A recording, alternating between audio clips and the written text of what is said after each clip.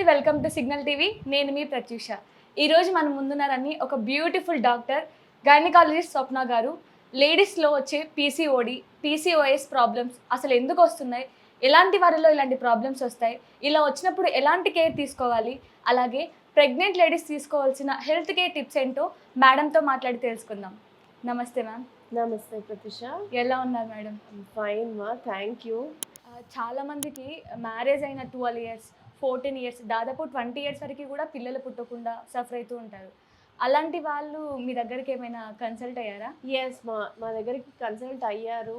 వాళ్ళకి టెస్ట్ అవన్నీ చేసి ప్రాబ్లం ఎక్కడో కనిపెట్టి దానికి తగ్గట్టు ట్రీట్మెంట్ ఇచ్చి ప్రెగ్నెన్సీ వచ్చి డెలివరీ అయిన వాళ్ళు కూడా ఉన్నారు మా దగ్గర. So I'm happy to share those experiences. Ma'am, అన్ని ఇయర్స్ వరకు ఎందుకు పిల్లలు పుట్టకుండా ఉంటారు? జనరల్గా అమ్మా పిల్లలు పుట్టట్లేదు అని అంటే ఏదో ఒక ప్రాబ్లం ఉంది. లేదు అంత నార్మల్గా ఉన్నది అని అంటే ఏ ప్రాబ్లం ఉండదు, జనరల్గా కన్సీవ్ అయిపోతారు. బట్ కొంతమంది ఏమవుతుంది అని అంటే ఎగ్ క్వాలిటీ సరిగ్గా లేకపోవడము, లేదంటే స్పర్మ్ క్వాలిటీ సరిగ్గా లేకపోవడము, దాని వల్లనే ఇష్యూస్ అనేది వస్తాయి. లేదు అని అంటే గర్భసంచిలో జనరల్గా 12 ఇయర్స్ అట్లా ఉంటే యూట్రస్లో అంతా ఫైబ్రాయిడ్స్ కానీ గడ్డల్లాగా రావడము, లేదంటే సర్వైకల్ ఇష్యూస్ కానీ ఇట్లాంటి ఇష్యూస్ ఏదో ఒకటి ఉంటాయి. దాన్ని కనుక మనం ట్రీట్ చేసామనుకోండి ప్రెగ్నెన్సీ కన్సీవ్ అయ్యే ఛాన్సెస్ ఎక్కువగా ఉంటాయి అన్నమాట. సో మోస్ట్లీ ఎక్కడో అక్కడ ఎదర్ మేల్ ఫ్యాక్టర్ ఉంటుంది, స్పర్మ్లో ఏదో డిఫెక్ట్ ఉండడమో, లేదు అని అంటే ఎగ్ క్వాలిటీనో, లేదంటే ఎండోమెట్రియమో, ఈ మూడిట్లో ఏదో ఒక రీజన్ ఉంటుంది అనమాట. ఆ రీజన్ని ఫైండ్ అవుట్ చేసి దానికి తగ్గట్టు ట్రీట్మెంట్ ఇచ్చాము అని అంటే డెఫినెట్గా నిలుస్తుంది.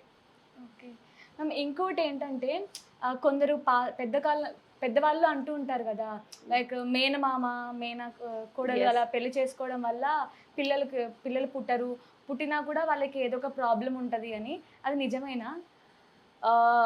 ఎస్ మా, అది ఇట్స్ నాట్ లైక్ అంటే 100% ఏం లేదు అని చెప్పడానికి లేదు, 100%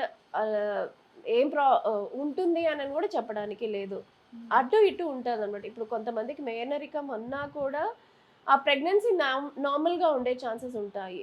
ఇప్పుడు మేనరికం ఉంది అని అనుకుంటే ఫస్ట్ ట్రైమిస్టర్ నుంచే కొన్ని టెస్ట్స్ ఉంటాయి అనమాట. డబుల్ మార్కర్, ట్రిపుల్ మార్కర్ అనేది ఉంటాయి. అవన్నీ టెస్ట్ చేసి చూసామనుకోండి, బేబీలో ఏదైనా లోపాలు ఉన్నాయా, వచ్చే ఛాన్సెస్ ఉన్నాయా అనేది తొందరగా కనుక్కోగలము. ఒకవేళ అన్ని నార్మల్ ఉందనుకోండి, దాన్ని ప్రెగ్నెన్సీని వదిలేస్తాం పెరగడానికి. లేదు ఏదైనా ఇష్యూస్ వచ్చాయి అని అంటే వాళ్ళకి చెప్పి ఏం చేయాలో అనేది ముందరికి వెళ్తాము. ఓకే. అండ్ ఇంకొకటి ఏంటంటే 7 మంత్స్కే డెలివరీ అయిపోతూ ఉంటారు కదా. ఎస్. మామూలుగా ప్రాపర్గా 9 మంత్స్ తర్వాతనే డెలివరీ అయితే మంచిగా ఉంటుంది బేబీ అంటారు. బట్ కొందరు 7 మంత్స్కే డెలివరీ అవుతుంటారు. అలా అవ్వడం వల్ల ఆ బేబీకి ఏదైనా ప్రాబ్లం ఉంటుందా? ఎస్ మా, మనము 9th మంత్ అంటే ఆల్మోస్ట్ 36-37 వీక్స్ అని అంటాము. బట్ 7th మంత్ అంటే ఆల్మోస్ట్ 28-30 వీక్స్ అని అంటాము. ఈ 7th నుంచి 9th మంత్ వరకు మెయిన్గా లంగ్స్ కానీ బేబీ డెవలప్మెంట్ అనేది ఉంటుంది. సో కొంతమందికి అన్అవాయిడబుల్ సిచ్యువేషన్స్ వల్ల డెలివరీ అయ్యింది అనుకోండి, 28-30 వీక్స్ బేబీ అంటే 1 kg to 1.5 kgs బేబీ అట్లా ఉంటే కనుక కంపల్సరీ NICU సపోర్ట్ అనేది అవసరము. ఆ బేబీ అలా ఉంటేనే బ్రతికే ఛాన్సెస్ ఉంటాయి. ఎందుకంటే లంగ్స్ ఫార్మేషన్ సరిగ్గా ఉండదు, బేబీ మెచ్యూరిటీ అంత ఉండదు. NICUలో పెట్టి బేబీని కరెక్ట్గా మానిటర్ చేసుకొని ఆల్మోస్ట్ 1.5 to 2 kgs వరకు తీసుకొని వచ్చిన తర్వాత వదిలేసామంటే బేబీ నార్మల్గా ఉండే ఛాన్సెస్ ఉంటాయి అన్నమాట. బట్ 28-30 వీక్స్ అలాగే ఏం కాదు అని వదిలేస్తే బేబీ నార్మల్గా ఉండే ఛాన్సెస్ చాలా తక్కువ. ఓకే. ప్రెగ్నెన్సీ టైంలో ప్రెగ్నెంట్ ఉమెన్ ఎంత వెయిట్ ఉంటే మంచిది అంటారు? మా ప్రెగ్నెన్సీలో ఆల్మోస్ట్ 9 మంత్స్లో ఇన్ కేస్ కనుక తన BMI ఆల్మోస్ట్ ఒక 20 ఉన్నదనుకోండి, ఒక 8-10 kgs సఫిషియంట్ అని అంటాము. 8-10 kgs వెయిట్ గెయిన్ అనేది during this 9 months of gestation. But BMI కొంచెం ఎక్కువ ఉంది అని అన్నప్పుడు ఒక 5 to 6 కేజెస్ వెయిట్ గెయిన్ అనేది ప్రిఫరబుల్ అంటాము. ఇన్ కేస్ కనుక కొంచెం బిఎంఐ ఎక్కువ ఉన్న వాళ్ళకి వాకింగ్ కానీ అట్లాంటివి సజెస్ట్ చేస్తామన్నమాట. సో దట్ వెయిట్ గెయిన్ అనేది ఎక్కువ లేకుండా బేబీ అనేది హెల్దీగా ఉండడానికి ఇది సజెస్ట్ చేస్తాము. ఓకే. అండ్ ప్రెగ్నెన్సీ టైంలో కొంతమందికి థైరాయిడ్, బీపీ ఇవన్నీ వస్తూ ఉంటాయి. అసలు ఎందుకు ప్రెగ్నెన్సీ టైంలోనే ఎందుకు వస్తాయి? అండ్ వీటికి రాకుండా ఏమైనా టిప్స్ ఏమైనా ఉంటాయా? మా థైరాయిడ్ అనేది ప్రెగ్నెన్సీలో కొన్ని హార్మోన్స్ ఉంటాయన్నమాట. ఈస్ట్రోజన్, ప్రొజెస్ట్రాన్ అనే హార్మోన్స్ నాన్ ప్రెగ్నెంట్ కంటే కూడా ప్రెగ్నెన్సీ టైంలో ఆల్మోస్ట్ 5 to 6 టైమ్స్ డబుల్ అవుతాయి.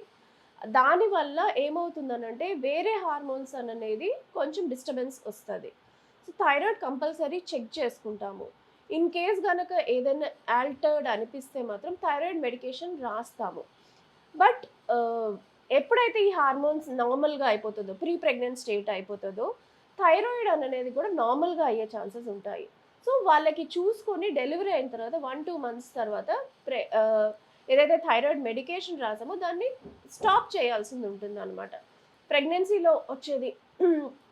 సో అలా టైటర్ చేసుకుంటూ ఉంటాము. బీపీ కూడా అంతే, షుగర్ కూడా అంతే. ఇది ప్రెగ్నెన్సీలో ఎందుకు వస్తుంది అని అంటే, ప్రెగ్నెన్సీలో బేబీ సేఫ్గా ఉండడానికి ఈస్ట్రోజన్, ప్రొజెస్ట్రాన్ అనే హార్మోన్ చాలా ఇంపార్టెంట్. దానివల్ల వచ్చే సైడ్ ఎఫెక్ట్స్ అన్నమాట. ఒక్కొక్కసారి కొంతమందికి బీపీ రావడం, లేదంటే షుగర్ రావడము. బట్ ఇవన్నీ టెంపరరీయే. ఆఫ్టర్ డెలివరీ అయిన 1 మంత్ ఆర్ అట్లీస్ట్ 6 వీక్స్ వరకు 6 వీక్స్ వరకు నార్మల్ అయిపోతుంది. ఏదైతే ప్రెగ్నెన్సీలో మెడిసిన్ పెట్టామో, థైరాయిడ్ కానీ, బీపీ, షుగర్ కానీ, అవన్నీ డిక్రీజ్ అయిపోయేసరికి నార్మల్ చేసేస్తాం. అవన్నీ అవసరం పడదు కూడా.